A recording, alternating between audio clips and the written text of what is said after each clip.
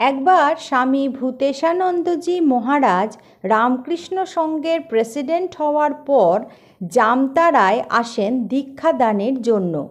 সেই সময় 15-20 জন সাঁওতাল এসে তাঁকে বলে, মহারাজ বাবু, আমরা তো লেখাপড়া বেশি জানি না, তবে বড় মহারাজ প্রতিদিন দুপুরে রামকৃষ্ণদেব, স্বামী বিবেকানন্দ আর শ্রী শ্রী মা সারদা সম্বন্ধে গল্প করে তাদের জীবন কথা আমাদের শুনিয়েছেন। আমরা ঠাকুর, স্বামীজি ও মাকে ভালোবাসি। আমরা কি মন্ত্র নিতে পারবো না? না হলে আমাদের উদ্ধার হবে কি করে? মহারাজ কিছুক্ষণ চুপ করে থেকে তাদের ফর্ম ফিল আপ করে দেওয়ার কথা বলেছিলেন। ওদের মধ্যে 2-3 জন ছাড়া বাকি সবাই টিপসই দিয়েছিল। তারা গুরু প্রণামী হিসাবে 1 টাকা, 2 টাকা ও কিছু ফল দিয়েছিল।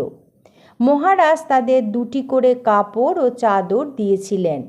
তারা প্রতিদিন কাজ শেষ করে সন্ধ্যায় মন্দিরে আরাত্রিকের সময় ওই কাপড় চাদর পরে ভজন করতে বসত।